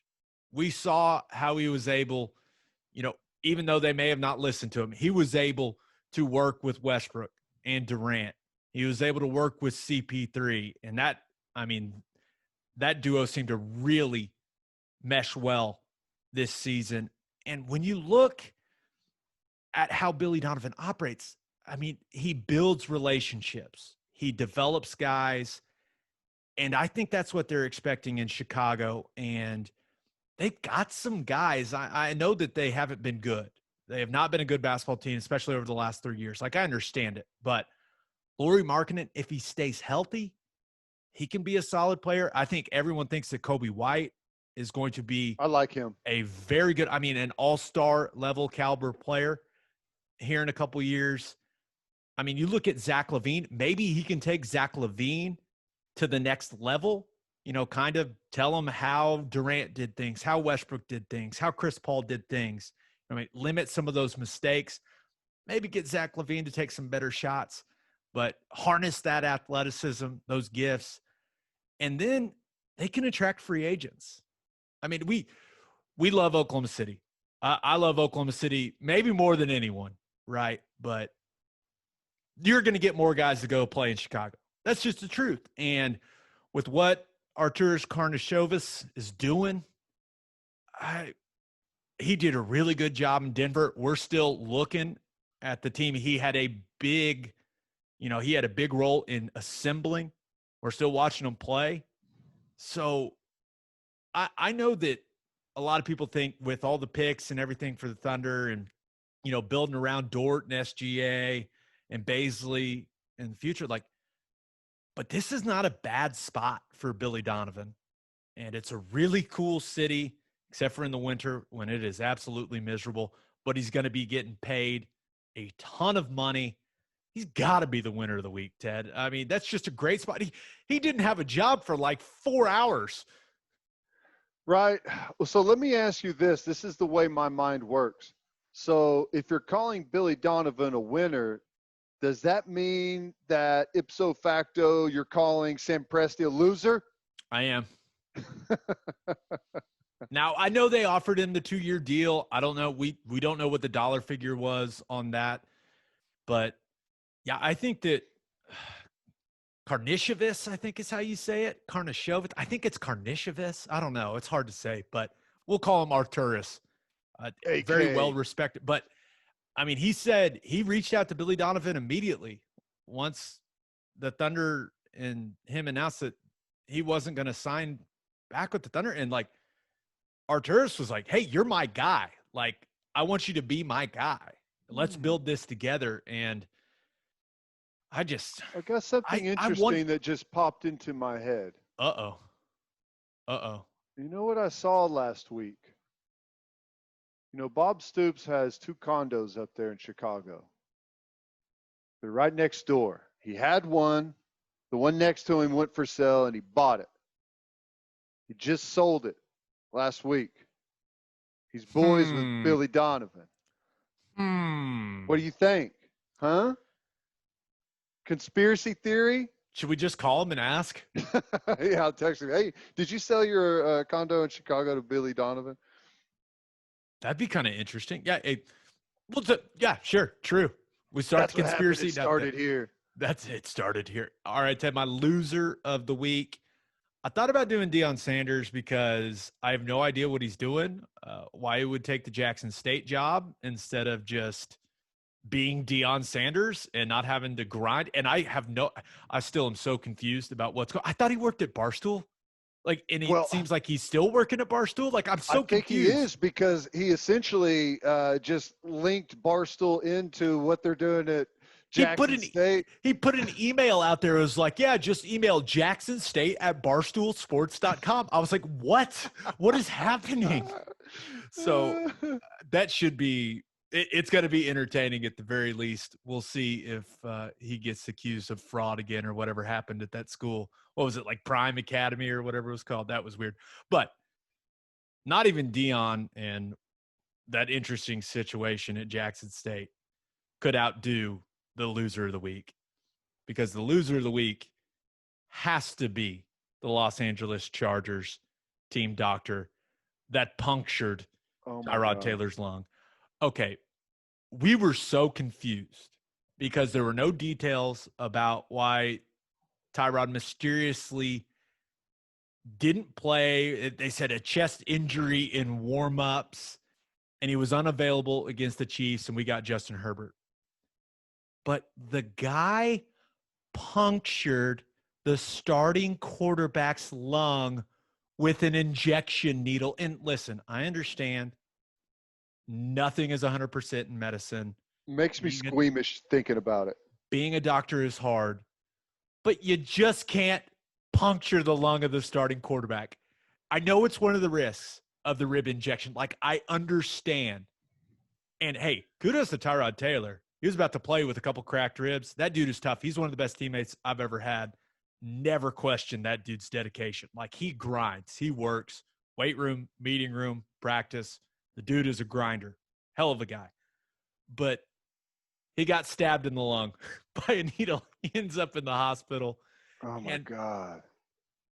Maybe the doctor's just a Justin Herbert fan. I don't know. I don't know, but that is unbelievable. Now, it is impressive what Tyrod was trying to do, but the fact that he is now out indefinitely because the guy deflated his fucking lung. It's unbelievable. It's unreal. I used to get a shot, like a numbing shot in my shoulder. Have you ever had that? No, I've never had to have any. I didn't play enough in the NFL to actually get hurt, so I never really had any injections or anything like that. Here's the thing: they take a needle that it's longer than this. It's longer than this ink pen, and they take it into the top of your shoulder, and they put it in one spot, and they move it all around the joint. It's just going all over the place. They just move it all over. So. It's seriously like 8 inches long. It's crazy.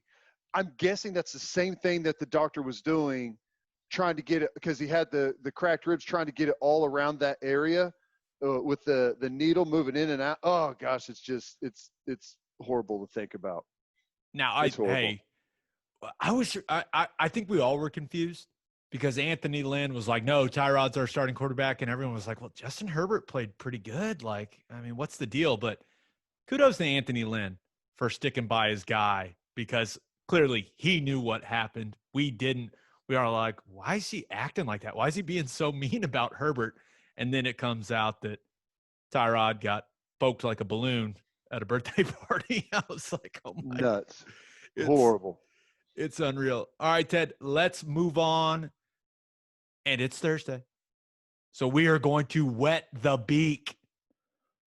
And Wet the Beak is brought to you by Tim Hughes Custom Homes. Are you looking to build your dream home? If so, Tim Hughes is the man you're looking for. Tim Hughes Custom Homes is a one-stop shop for all your home building needs. He can find you a lot. He can find you an architect. He'll find you financing. And, of course, He can build you your dream home exactly the way you want it. Sounds too good to be true, right? Well, Tim found my wife and me a lot. He found us an architect and built our new house. Tim and his team were so easy to work with. He is still helping us when we have questions about things around the house. He has been great. He also has built several office buildings. So if your business is looking to build a custom office, Tim Hughes is your man. You can see Tim's custom builds throughout Gaillardia, Nichols Hills, Oak Tree, Stone Mill, and Rose Creek. It is a great time to build the house of your dreams. For more information to see Tim's spectacular work, visit his Instagram page at Tim Hughes Custom Homes or visit timhughescustomhomes.com. All right, Ted, let's wet the beak with a little Thursday night football. And this seems like one that is a game that is going to just get weird. We've got Fitz Magic versus Minshew Mania. Let's go. Fun fact, the Dolphins and the Jaguars are the two youngest teams in the NFL. And this is the perfect type of matchup for a Thursday night football game, in my opinion. We're probably going to get a lot of facial hair discussion on the broadcast because Fitzpatrick and Minshew have been trading facial hair jabs in the press. It's been great. Now, I think it would be a lot more fun if Brian Flores would just start Tua, but that doesn't appear to be happening anytime soon. So we saw Fitzpatrick last week against Buffalo, played pretty well for the Dolphins, almost won that game, but that secondary for Miami, they are banged up, and Josh Allen shredded them. Josh Allen looked good. Ooh, he does. He's starting to play some football now. But I could see Minshew having a big night with some of the Dolphins' issues at corner. I don't really know about this. It's a short week. I think Minshew's kind of good. He's one of those guys where you sit back and you go, okay, is this guy good? And I think the novelty of him and the mustache and the hair and the headband and all that stuff, I think it's kind of going away, and people are realizing, like, he's a pretty good player. So I know a lot of people thought the Jags could be the worst team in the NFL before the year started. They definitely are not the worst team in the NFL. Hello, Jets. But we will see Miami get Devontae Parker back at wide receiver. The Jags are favored by 3 as we were recording this, and I like Minshew. I do. I can't root against the guy, so give me the Jags. I'm laying the 3. Give me the Jags. I mean, he's been really good. What's he got? He's got 6 touchdowns, 2 interceptions. No big deal, completing 75% of his passes so far. So he's playing really good. I honestly think that the Jags and the Dolphins may be the 2 most underrated teams in the NFL. Now, I'm not saying that either one of them are great or going to threaten to win their division, but I think they're underrated. I like Jacksonville. They've all of a sudden found a running game. What is it? The Robinson kid has come in. Looked really good. He looks really good. It makes sense now why they got, and I know Fournette's looked pretty good for Tampa, or at least he did last week, but it kind of makes sense when you see the Robinson kid run. You're like, oh, okay, yeah, I understand why you got rid of Fournette.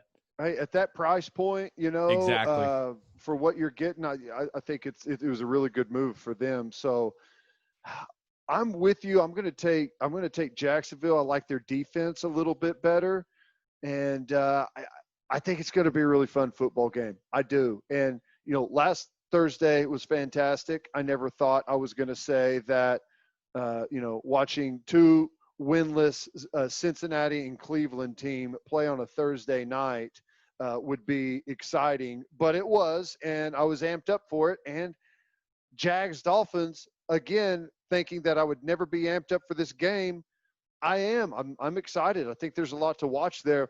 I'm just curious where Dede Westbrook is. He's been inactive 2 weeks straight for the Jags. Suspicious. It's not a good deal. I mean, he missed time with like a bruised shoulder through training camp, but I don't know. Yeah. That does not look good for Dede Westbrook. Yeah, one thing about that, you mentioned the Jags defense. The only thing that they're not doing well right now, they're not getting to the quarterback, right? 2 sacks through 2 games. And that's not going to get it done. It's going to be very difficult to win games if you can't get pressure on the quarterback.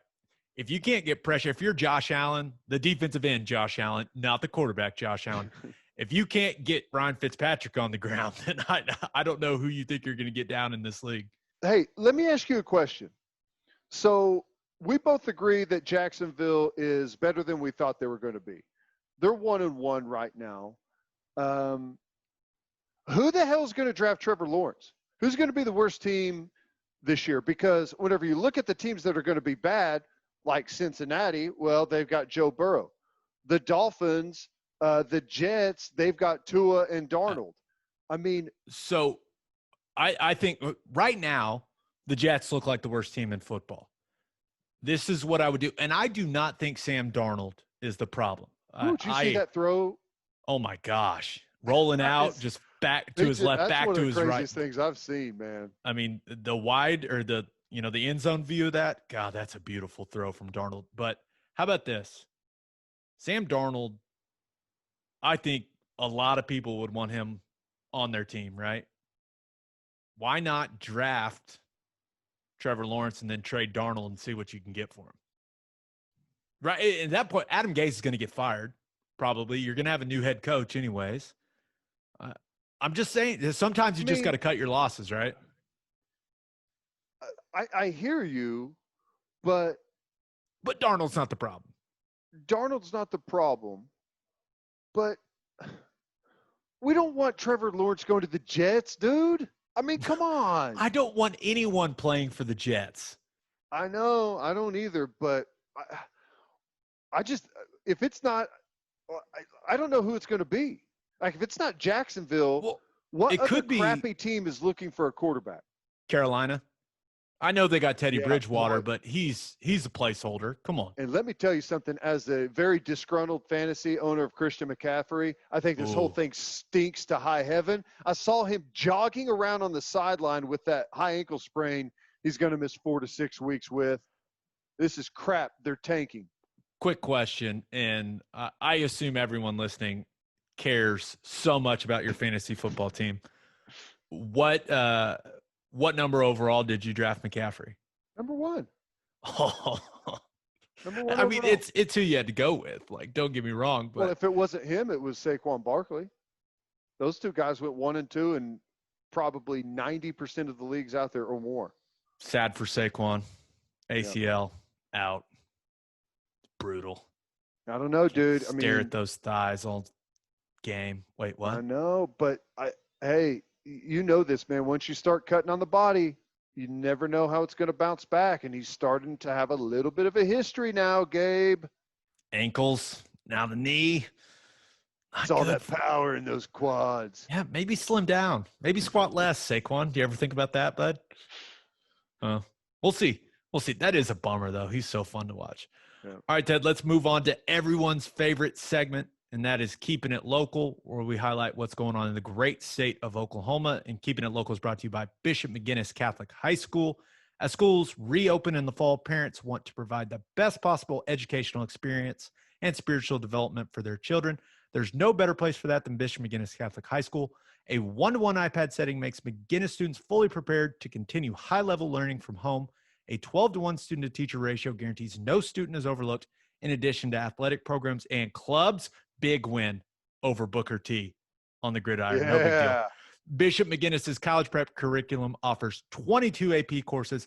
Financial aid is available. For more information, visit bmchs.org. Now, I saw it all over social media. I read the article in the Oklahoman. Big time controversy in your neck of the woods, Teddy. Mm-hmm. Norman. What's new? It's been a rough couple of months for us down here. Norman is angry. The Norman City Council voted this week to give the city of Norman the authority to fine violators and prohibit, quote, indoor and outdoor social gatherings on public or private property which exceed 25 people. This stems from some of the videos that came out from last game day in Norman. So basically, if it's 25 or more, right? Am I understanding this correctly? You're supposed to wear a mask and supposed to socially distance. Once again, this doesn't affect me. I live in Oklahoma City. I don't live in Norman. Now, I do have to go to Norman to work, but I don't really worry about what to do during the games because, well, I'm working the game. This affects you, Ted, not me. Well, Are people just really mad? Because people seemed really mad on the internet, like really mad. or now on what side? Because both sides were mad. You had the mask shamers who were really upset with people, and then you have the other side saying it was why everyone. matter. Yeah, It was everyone was angry. There Like is no there was no ground. middle ground. It was just straight up anger on both sides. Yeah, well, I mean, here's the thing. The city council voted they're going to give the city of Norman the authority to fine violators. I don't know how they're going to enforce this. I don't know. That was my first question. Like, are they going to go door to door on game day and be like, "Hey, you got people in there?" Are they going to go to houses like where there's a bunch of cars out front? Like, I'm just curious. Once again, it's not going to affect me, but it's going to affect a lot of people that listen to this podcast. And I'm just wondering, like how is this going to get enforced? Like, what are we talking about here? It will not get enforced. It's not going to get enforced. I mean, if you're going to if you're going to be giving tickets on private property for 25 or more people, you're going to have to, you can't allow gatherings of 25 or more on like commercial property or public property on Campus Corner.